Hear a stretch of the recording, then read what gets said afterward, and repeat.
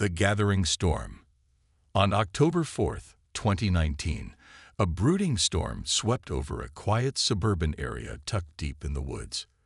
The skies roiled with dark clouds, rain lashed against rooftops, and gusts of wind howled through the narrow streets, bending tree branches to their breaking point. Among the dense canopy of pines and oaks, a sleek black SUV cut through the rain-soaked road, its headlights slicing through the gloom. Inside the car sat Lana Carter, her steady hands gripping the wheel. She was a striking woman in her late 30s, her sharp features exuding both grace and authority. Her tailored coat hinted at her meticulous nature, and the glint of determination in her eyes revealed the soul of a fighter. Lana wasn't just any traveler braving the storm. She was a seasoned CIA agent carrying critical intel on one of the most elusive criminal networks in the country. She adjusted the rearview mirror and sighed. The rain blurred her vision, but her focus never wavered. She had spent years chasing this network, piecing together clues that spanned continents. Tonight, she was en route to deliver the final piece of the puzzle to a trusted informant. It wasn't just another mission, it was personal. As lightning flashed, illuminating the winding road ahead, her phone buzzed. She glanced at the dashboard. No signal. The storm had cut her off from the outside world. She'd have to make it to the rendezvous point on her own. The thought sent a pang of unease through her. Despite her training and years in the field, something about tonight felt off. Her thoughts drifted to Marcus, her husband. He had tried to persuade her to stay home earlier that evening. "Lana, it's madness to go out in this weather," he'd said, his deep voice tinged with concern as they stood in the foyer of their sprawling home. His strong arms had encircled her, his embrace warm and protective. "I've faced worse," she'd replied with a faint smile. "Besides, you know as well as I do, this intel could dismantle their entire operation. Just promise me you'll call as soon as you arrive," he'd said, his forehead resting against hers. She'd nodded. "I always keep my promises." Now, as the storm intensified, her promise felt like a distant memory. She was alone, surrounded by the relentless force of nature. The rain drummed against the windshield, the rhythmic sound growing more oppressive with each passing mile. Suddenly, the SUV's hazard warning light blinked on, its shrill beep cutting through the hum of the storm. The dashboard flashed, roads impassable ahead. Lana slowed, squinting through the sheets of rain. Up ahead, the faint glow of a neon sign pierced the darkness. It read "Open," though the flickering light made the word feel more ominous than inviting. A small, weathered roadside diner stood isolated on a patch of land, its paint peeling and windows fogged. Reluctantly, Lana pulled into the gravel parking lot. The SUV's engine hummed softly before she turned it off. She grabbed her coat and stepped into the downpour, her boots splashing through puddles as she made her way to the diner's door. The bell above it jingled faintly as she entered. Inside, the diner's dim yellow lights cast long shadows. The air smelled faintly of burnt coffee and damp wood. A lone ceiling fan creaked overhead, its slow rotation doing little to alleviate the oppressive atmosphere. At one table near the window sat two uniformed police officers. Their presence seemed incongruous with the diner's forlorn appearance. They were middle-aged, their uniforms rumpled, and their gazes sharp. One, a burly man with a bushy mustache, exuded a domineering presence. The other, wiry and sharp-featured, radiated quiet menace. Behind the counter stood a young man in his early 20s, pale and thin, his nervous energy palpable. His hands trembled as he cleaned a coffee mug, his eyes darting toward the officers, and then quickly away. He seemed trapped, like a mouse in the gaze of two cats. Lana approached the counter, her boots echoing on the scuffed tile floor. The young man's voice was barely audible over the storm. "Can I help you, ma'am?" he stammered. "Black coffee, please," Lana said, her tone calm but firm. She watched his hands shake as he poured her drink. He avoided eye contact, but his furtive glances toward the officers didn't escape her notice. From their corner table, the officers exchanged a glance. The burly one leaned back, his chair creaking under his weight. "Well, well," he said loudly, his voice dripping with mockery. "What brings a fancy lady like you to a place like this?" Lana didn't respond immediately. She took her coffee, thanked the young man, and chose a table near the window, her back to the wall. She sipped her drink, her eyes scanning the room, assessing the situation. The officers were watching her closely, their conversation a low murmur punctuated by occasional chuckles. Their hostility was palpable, but Lana remained composed. The burly officer, Scott, rose from his seat and sauntered over. His partner, Rick, stayed behind, but kept his eyes fixed on Lana. "You're not from around here, are you?" Scott said, leaning against her table. "What brings you out in weather like this?" "Just passing through," Lana replied coolly, meeting his gaze without flinching. Scott smirked, his eyes narrowing. "Passing through? In a storm like this? Seems like you'd have better places to be." Rick chuckled from across the room. "Maybe she's lost. Or maybe she's looking for something she shouldn't be." Lana's eyes flicked to Rick briefly before returning to Scott. "I'm just waiting for the rain to let up," she said, her tone even. Scott's smirk widened. He pulled out a chair and sat across from her, uninvited. His presence was oppressive, his posture deliberately invasive. "You know, strangers don't usually stop here," he said, his tone dripping with insinuation. "Small town like this, we pay attention to newcomers." "Good to know," Lana replied, taking another sip of her coffee. Behind the counter, the young man's hands trembled so violently that he dropped the mug he was holding. It shattered on the floor, the sound making everyone in the diner jump. Scott glanced over, his expression darkening. "Charlie," he barked, "you're getting clumsier every day. Clean it up. Now." Charlie scrambled to obey, his face pale. Lana watched him closely, noting the fear in his movements. Her instincts told her that this wasn't just nervousness. It was something deeper, something sinister. Scott turned back to Lana, his smirk returning. "You know, you remind me of someone," he said, leaning closer.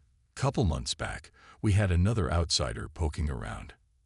Asked too many questions, didn't end well for them." Lana set her coffee cup down with deliberate care. "Is that a threat?" Scott laughed, though there was no humor in it. "Just a friendly warning." Rick stood and sauntered over, his smirk mirroring Scott's. Together, they loomed over Lana, their postures menacing. "Storm's not letting up anytime soon," Rick said. "Might as well get comfortable. We've got plenty of time to get to know each other." Behind them, Charlie froze mid-sweep, his eyes darting between the officers and Lana. His fear was palpable, but there was something else there too, a flicker of defiance, very deep but unmistakable. Lana's gaze shifted to him briefly before returning to the two men towering over her. She knew she had to tread carefully. The storm outside was nothing compared to the brewing tempest inside the diner. Unbeknownst to the officers, Lana wasn't just another passerby. She was here for a reason, and she wouldn't leave until she'd completed her mission. But as she sat surrounded by hostility, she couldn't shake the feeling that the storm was about to claim more than just the roads. As the rain continued to pound against the windows, the tension inside the diner thickened, the oppressive silence broken only by the creak of the ceiling fan and the faint sound of thunder rolling in the distance. The game had begun, and Lana knew she had to stay one step ahead if she was going to survive the night. Unmasking shadows. The storm outside grew fiercer as lightning illuminated the desolate parking lot of the diner. Inside, tension hummed like a live wire. Lana Carter remained seated at her table, her posture poised and calm despite the palpable hostility radiating from the two officers who hovered over her. The young cashier, Charlie, kept his head down, pretending to be preoccupied with cleaning, but his trembling hands betrayed his fear. His darting glances toward Lana spoke volumes. He was desperate for help, but terrified to act. Scott and Rick, the two officers, exchanged a glance. Scott's smirk widened, but there was a predatory gleam in his eyes. Rick's expression, though less overt, carried a similar weight of malice. "You've got a lot of nerve," Scott said, breaking the silence. He leaned closer, invading Lana's personal space. "Walking into a place like this, acting like you own it." Lana's lips curled into a faint smile, though her eyes remained sharp and unyielding. "I didn't realize stopping for coffee was such an offense," she said coolly. "Or is it the storm that's put you both in such foul moods?" Rick's jaw tightened, and he stepped closer. "You don't belong here," he said, his voice low but menacing. "And people who don't belong here tend to find themselves in trouble." Lana took another sip of her coffee, unperturbed. She set the cup down deliberately and looked up at the two men. "Trouble has a way of finding me," she said, "but I've learned how to handle it." The statement hung in the air, a subtle challenge that made Scott's smirk falter. Rick glanced toward the door as if expecting someone else to walk in, but the storm outside was impenetrable. "What's your deal?" Scott asked, his voice tinged with suspicion. "You're not just some traveler. We've seen plenty of them pass through, and none of them," he gestured at her tailored coat and polished demeanor, "looked like you." Lana's gaze never wavered. "Maybe I'm not like the others," she said, "but I'm sure you've already figured that out." For a moment, the diner was silent except for the rhythmic drumming of rain against the windows. Charlie's breathing was audible, shallow and quick. He clutched the edge of the counter, his knuckles white, as if bracing himself for what might come next. Scott leaned back slightly, crossing his arms over his broad chest. His eyes narrowed as he scrutinized Lana. "You talk a big game," he said, "but this is our town. You think you can just waltz in here and, what? Flash your badge and scare us. You don't know who you're dealing with." Lana's smile didn't reach her eyes. "You're right.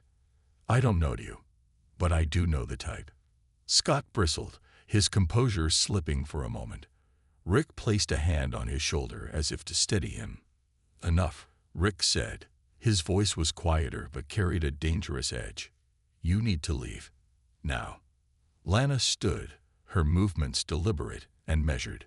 She reached into her coat pocket, and both officers tensed.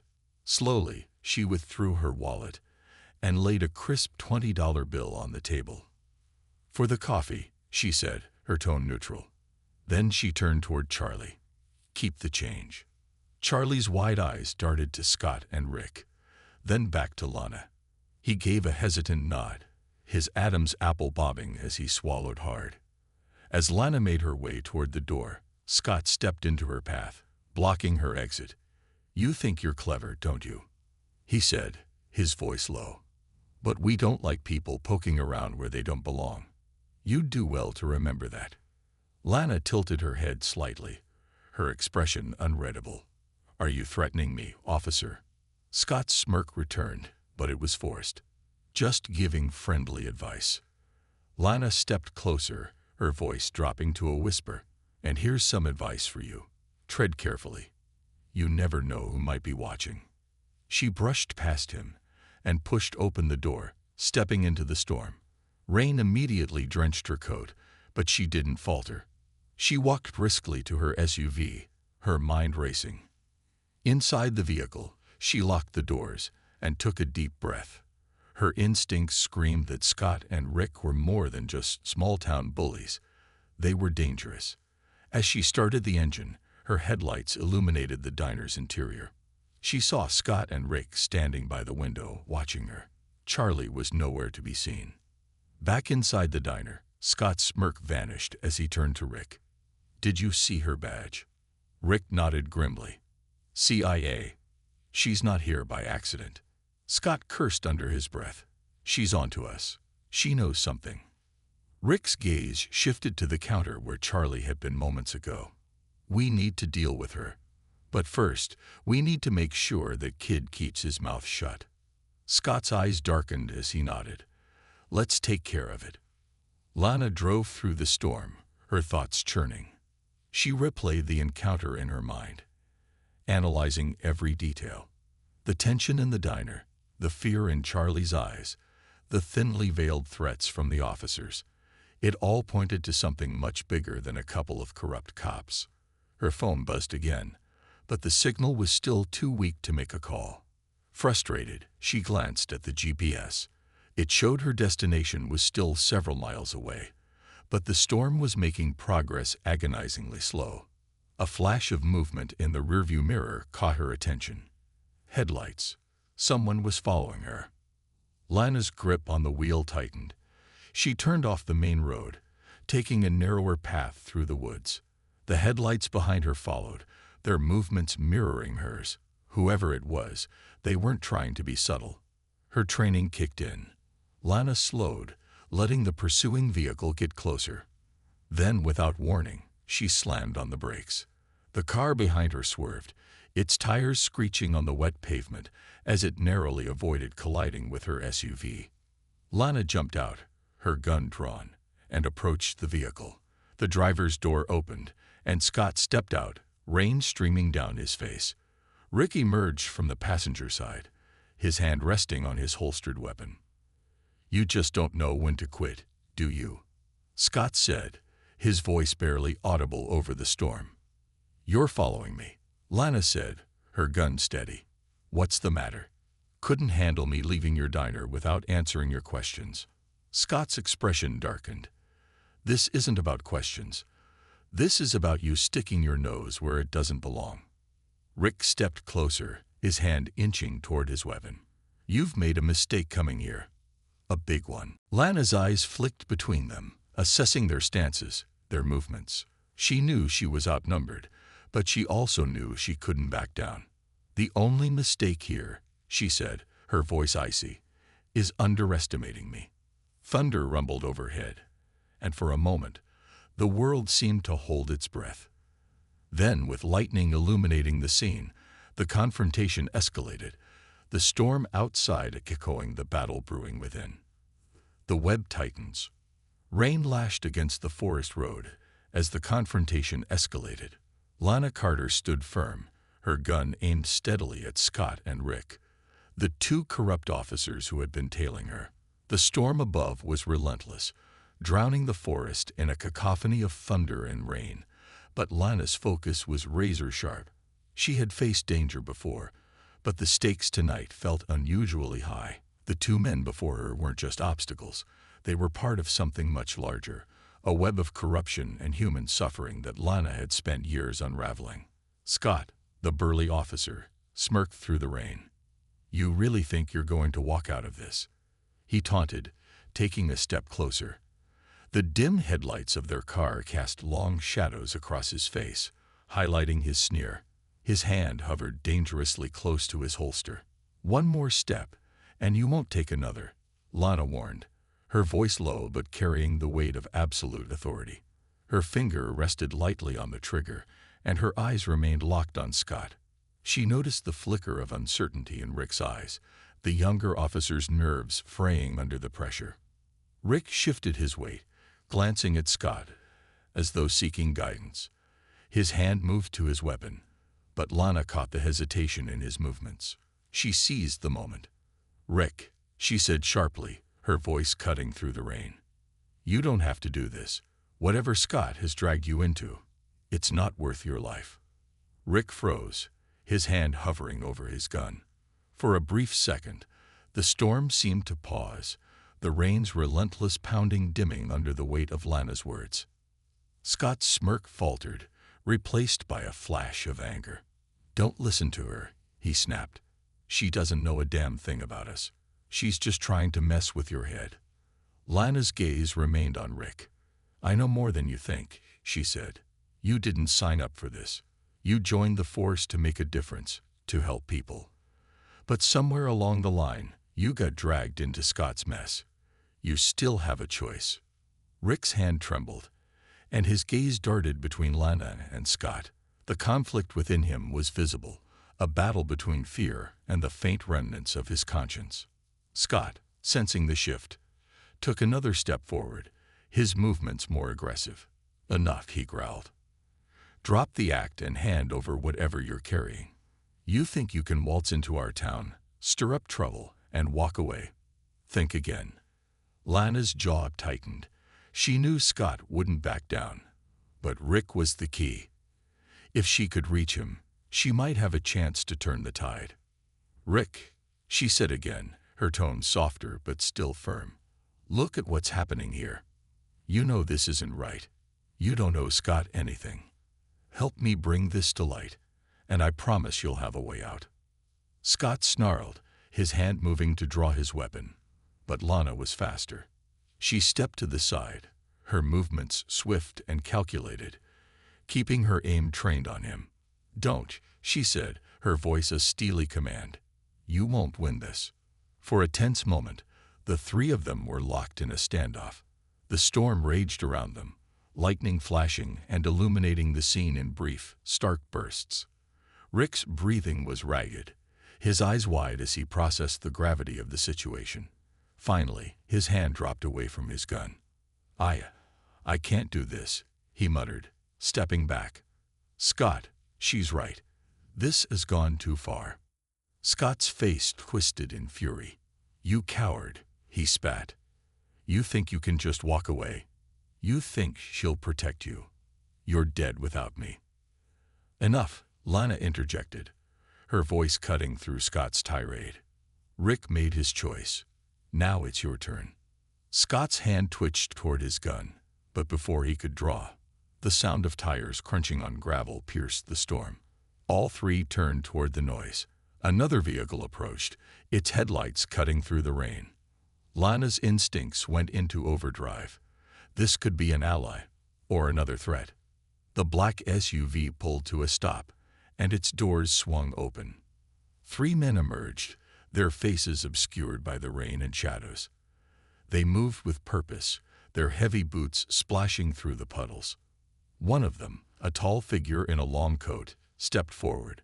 His voice carried over the storm, cold and commanding. "Scott. Rick. What the hell is going on here?" Scott's demeanor shifted instantly. The arrogance drained from his face, replaced by something Lana hadn't seen before. Fear. Rick's eyes widened, and he took another step back, his retreat almost instinctual. "Mr. Yates," Scott stammered. I didn't know you'd be here." "Clearly," Yates said, his tone icy. His gaze shifted to Lana, sharp and calculating. "And who might this be?" Lana didn't lower her weapon. "Just someone passing through," she said. "Seems like I stumbled into the wrong crowd." Yates's lips curled into a thin smile. "Is that so? Well, you've seen enough. Time for you to move along." "Not happening," Lana said. "I know who you are, Yates, and I know what you're doing here. This ends tonight." Yates chuckled, the sound devoid of humor. "You're bold, I'll give you that. But you're out of your depth. You're alone, and there's no one coming to save you." Lana's grip on her gun tightened. "That's where you're wrong," she said. "I don't need saving." The tension was suffocating. Yates gestured subtly, and his men began to spread out, their movements deliberate and coordinated. Lana's mind raced, calculating her options. She couldn't take them all on, not in the open like this. She needed to create an opening. "Rick," she said without looking at him, "get in my car. Now."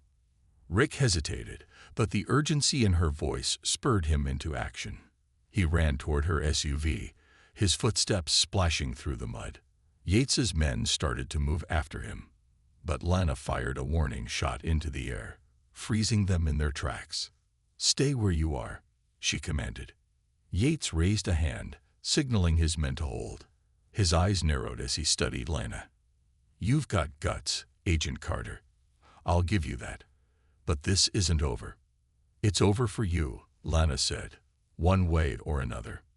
Without breaking eye contact, she began backing toward her SUV. Rick was already inside, his face pale but resolute. Scott stood frozen, his loyalty to Yates keeping him rooted in place. Lana knew she'd made enemies tonight, but she also knew she'd planted a seed of doubt, and that might be enough. As she climbed into her SUV and gunned the engine, Yates and his men stood motionless in the rain, their figures receding into the distance as she sped away. The storm roared on, but Lana's focus was unshakable. The web of corruption had begun to unravel, and she was determined to see it destroyed. Fractures in the foundation. The storm showed no signs of relenting as Lana Carter navigated her SUV through the winding forest roads. Rain pelted the windshield, the wipers struggling to keep up with the deluge. Beside her in the passenger seat, Rick sat in silence, his face pale and eyes distant. His hands fidgeted nervously in his lap, betraying the storm raging within him. "You're quiet," Lana said, breaking the heavy silence. Her tone was calm but probing. Rick didn't respond immediately. He stared at the dark trees passing by, the headlights casting fleeting shadows on the trunks. Finally, he sighed, his voice barely audible over the storm. I don't know what I've done," he admitted. His words faltered, and he shook his head. "It's too late to fix any of it." Lana tightened her grip on the steering wheel, but kept her tone steady. "It's not too late, Rick. You made a choice back there. That's the first step. Now you need to help me bring them down." Rick laughed bitterly. "Bring them down? You have no idea what Yates is capable of. He's connected to people who—" He trailed off, his voice trembling. "You're playing a dangerous game, Agent Carter." "I've been playing it for years," Lana replied. She glanced at him briefly before returning her eyes to the road. "You know how this ends if you don't fight back. You've seen it." Rick's face twisted with guilt. He leaned forward, burying his head in his hands. "You don't understand. It's not just me. My family, my parents. Yates knows everything about us. If I betray him, he'll try to scare you." Lana interrupted. "That's all he has. Fear. But fear only works if you let it. Help me, Rick. Tell me everything you know about Yates and his operation." Rick hesitated, his breathing uneven. Lana could see the internal battle playing out on his face. Finally, he nodded, though his expression remained grim. "Yates is just a middleman," Rick began. "He's the local enforcer for a trafficking ring that spans across state lines. Drugs, weapons, people, whatever they can move, they're involved. But he's not the one calling the shots. There's someone else, someone higher up." "Who?" Lana pressed. Rick shook his head. "I don't know. Yates keeps that information close. But I've overheard names. Code names, I think. The broker and Atlas. They're the ones pulling the strings." Lana filed the names away, her mind racing with possibilities. She knew she'd need more concrete evidence to piece together the full scope of the operation, but Rick's information was a start. "What about tonight?" she asked. "Why were you and Scott at the diner?" Rick hesitated again, his jaw tightening. "We were supposed to meet someone," he admitted. "A courier. They were bringing something important." "What?" "I don't know," Rick said, frustration creeping into his voice. "Yates didn't tell us. He just said to make sure the handoff went smoothly. But when you showed up, Scott panicked. He thought you were there to intercept it." Lana's mind clicked into place. The courier, whatever they were delivering, was likely a key piece of the puzzle. She needed to find out more. "Where was the handoff supposed to happen?" she asked. Rick hesitated, then sighed. "There's an old warehouse off Route 17. That's where we were heading after the diner. But if Yates is involved now, he might change the location." Lana nodded. "Then we need to move fast." The warehouse loomed in the distance, a hulking shadow against the stormy night. Lana parked the SUV a safe distance away, cutting the engine to avoid drawing attention. The two of them sat in silence for a moment, the sound of rain filling the cabin. "Stay here," Lana said, opening the glove compartment to retrieve a small flashlight. "If anything happens, drive back to town and find a safe place to hide." Rick's expression hardened. "No, I'm coming with you." Lana turned to him, her eyes narrowing. "This isn't your fight anymore. You've already done enough by giving me the information. And you think they won't come after me once they realize I'm not with Scott." Rick shot back. "If I'm going to survive this, I need to see it through." Lana considered his words, then nodded reluctantly. "Fine, but follow my lead. No heroics." The two of them exited the SUV, the rain immediately drenching them. Lana moved with practiced stealth, her flashlight beam cutting through the darkness as she approached the warehouse. Rick followed closely, his footsteps careful but less sure. The warehouse was surrounded by a chain-link fence topped with razor wire. Lana spotted a section where the fence had been cut, the edges of the metal curling outward. She crouched down, motioning for Rick to follow her through the gap. Inside, the warehouse was a maze of rusted machinery, stacks of crates, and shadowy corners. The air smelled of mildew and oil, and the faint hum of a generator added to the oppressive atmosphere. Lana's senses were on high alert as she scanned the area, her hand resting on her holstered weapon. They crept forward, careful to avoid making noise. Lana's flashlight caught movement ahead, and she quickly switched it off, pulling Rick into the shadows. Voices echoed through the cavernous space, growing louder as a group of men emerged from behind a stack of crates. Yates was among them, his long coat trailing behind him. He spoke in low tones to a man carrying a briefcase. The courier, Lana realized. She strained to hear their conversation, but the storm outside and the echoing warehouse muffled their words. Lana turned to Rick and whispered, "We need to get closer." Rick nodded, his face pale but resolute. They moved cautiously, using the shadows and stacks of crates for cover. As they neared the group, Lana caught fragments of the conversation. "Shipment arrives next week. Double security. Can't afford another mistake. The broker's watching." Lana's pulse quickened. She needed to see what was in that briefcase. But before she could move, Yates's voice rang out, sharp and commanding. "Who's there?" Lana froze. One of Yates's men had turned toward their hiding spot, his flashlight sweeping the area. The beam passed over their position, then snapped back, illuminating Lana and Rick. "It's her," the man shouted. Chaos erupted. Yates barked orders as his men drew their weapons. Lana and Rick dove for cover, bullets ricocheting off the metal crates around them. The storm outside roared in tandem with the gunfire, creating a cacophony that seemed to shake the very walls of the warehouse. Lana's mind raced as she returned fire, her movements precise and calculated. She could feel Rick's panic beside her, but barked a quick command to keep him focused. "Stay low and cover me." Rick nodded, his hand shaking as he aimed his weapon. Lana advanced, her every step deliberate as she closed the distance to the group. She needed that briefcase.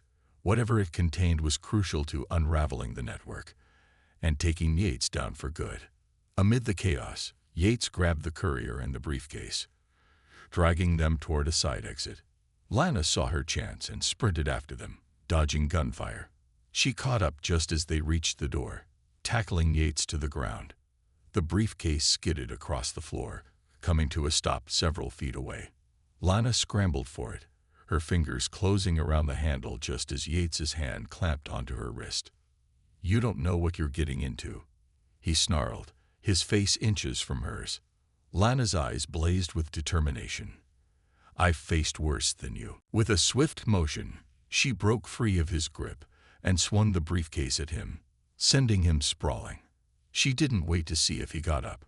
Grabbing the briefcase, she turned and ran, shouting for Rick to follow her.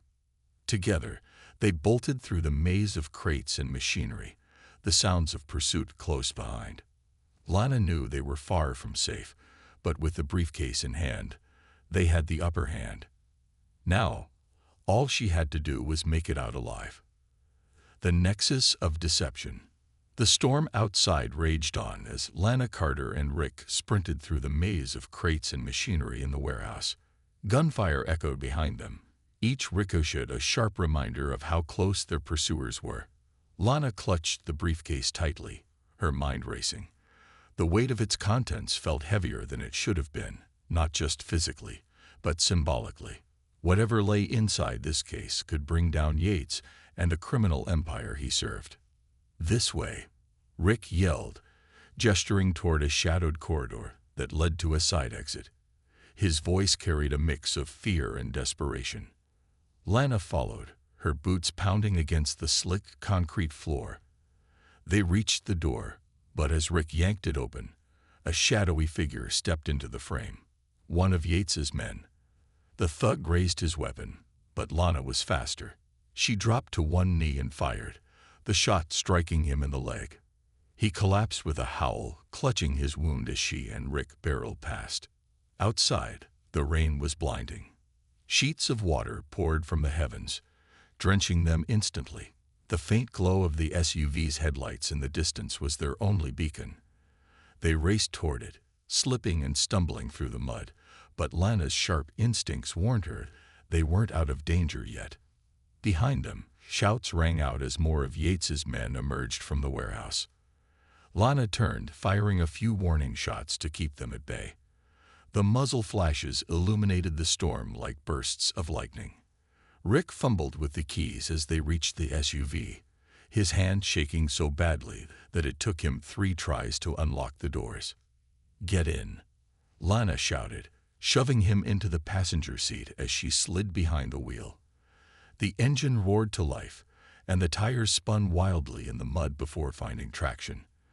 The SUV lurched forward, splashing through puddles as they sped away. For several minutes, the only sounds were the roar of the engine, the pounding rain, and Rick's ragged breathing. Lana drove with intense focus, her knuckles white as she gripped the wheel. She didn't let up until they were several miles away. The lights of the warehouse long vanished in the stormy darkness. Finally, she pulled off onto a narrow, secluded road and killed the engine. The silence that followed was deafening.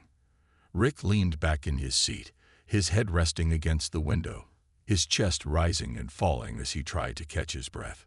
"Are you okay?" Lana asked, breaking the silence. Rick nodded weakly. Yeah, I think so." He looked over at her, his expression a mix of awe and disbelief. "How do you stay so calm?" Lana didn't answer immediately. She reached into the back seat and grabbed a towel, using it to wipe the rain from her face. "You learn to compartmentalize," she said finally. "Fear is a luxury we can't afford." Rick swallowed hard, his gaze drifting to the briefcase resting on the center console. "So, what's in there? Is it worth all this?" Lana glanced at the briefcase, her expression unreadable. "We're about to find out." She unlatched the case and opened it carefully, half expecting some sort of trap. Inside was a stack of files, several USB drives, and a sleek black phone. Lana's heart raced as she flipped through the documents. Each page was a damning piece of evidence: shipping manifests, payment records, and coded communications that tied Yates and his operation to a vast network of criminals. But what caught her attention most was a single sheet of paper bearing the name Atlas and a series of coordinates. "Coordinates," she murmured, her mind already piecing together the puzzle. "This must be their central hub." Rick leaned over, squinting at the paper. "What does it mean?" "It means we have a lead," Lana said. "This could be the key to shutting them down for good." Rick's brow furrowed. "But won't they know we have this? Yates isn't going to let us just walk away." "He'll try to stop us," Lana admitted, "but we're not going to give him the chance." Back at the warehouse, Yates stood in the pouring rain, his long coat plastered to his body. His men were scattered, some tending to their wounds, others searching for any trace of Lana and Rick. The briefcase was gone, and with it, the leverage he counted on to maintain control. One of his lieutenants approached cautiously. "They got away, sir. What do you want us to do?" Yates's jaw tightened, his eyes narrowing to slits. "Find them," he hissed. Yates's jaw tightened, his eyes narrowing to slits. "Find them," he hissed. "I don't care how far you have to go or how many men it takes. Bring me that briefcase, and bring me Carter's head." The lieutenant nodded and retreated, barking orders to the others.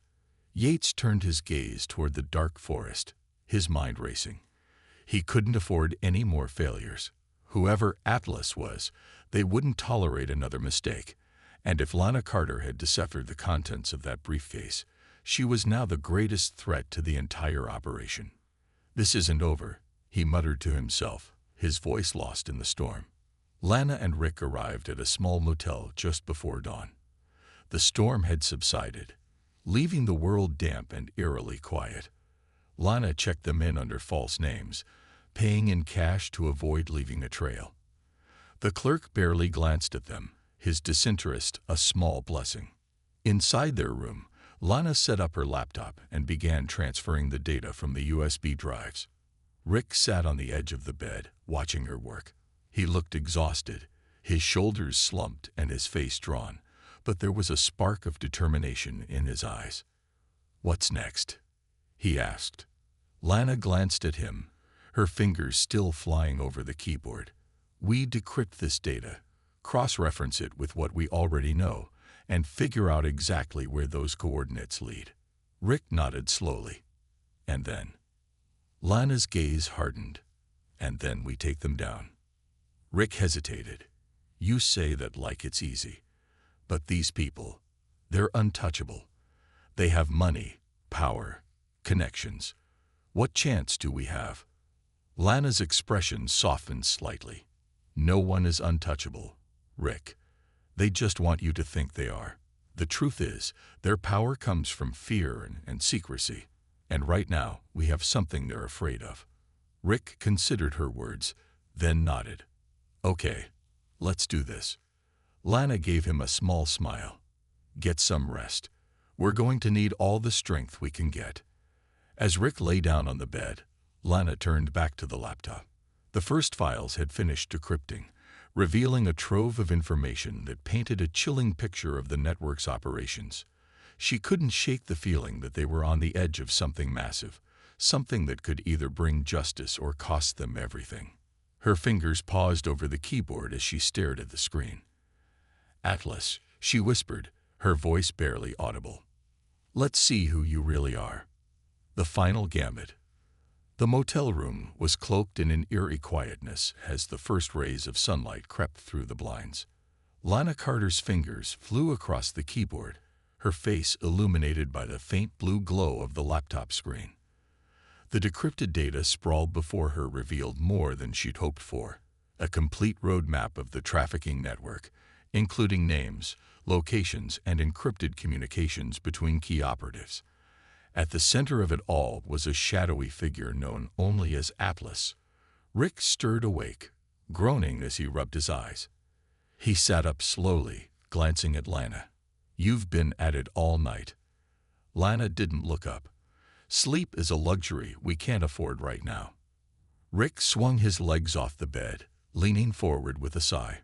"So, what did you find?" Lana turned the laptop toward him. "Everything. Payment trails, aliases, front companies, and a central hub for their operations." She pointed to a set of coordinates. "This is where it all converges, a private estate outside the city, heavily fortified. It's where Atlas is headquartered." Rick's eyes widened. "So we just walk in there and take him down?" "Sounds suicidal." "We're not walking in," Lana said, her tone firm. "We're going to hit them where it hurts. We expose everything.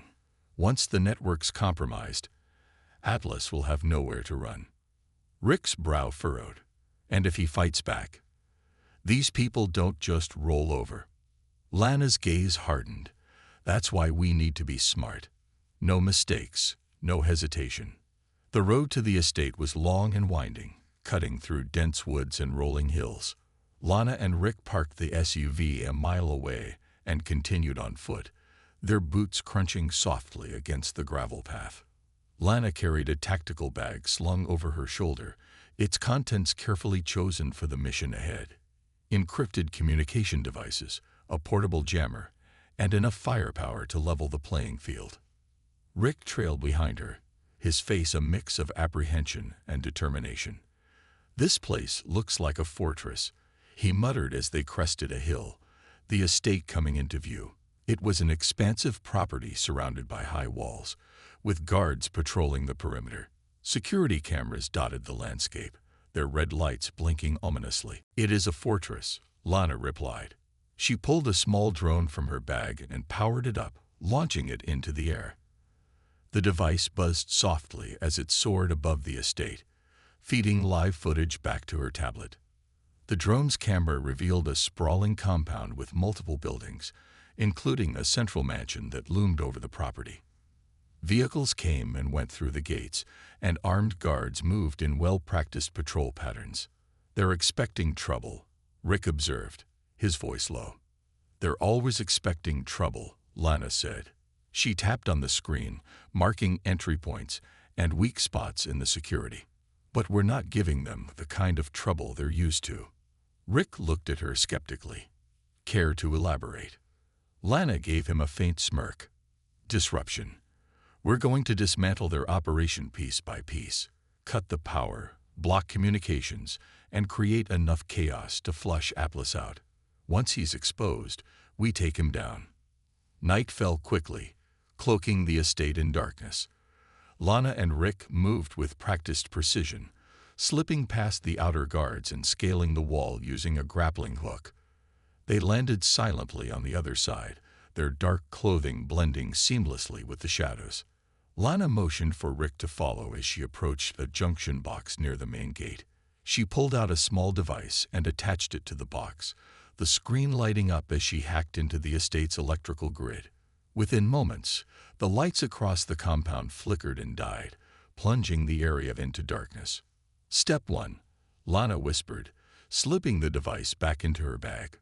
Guards shouted in confusion, their flashlights cutting through the night as they scrambled to restore order. Lana and Rick used the commotion to their advantage, weaving through the chaos and making their way toward the mansion.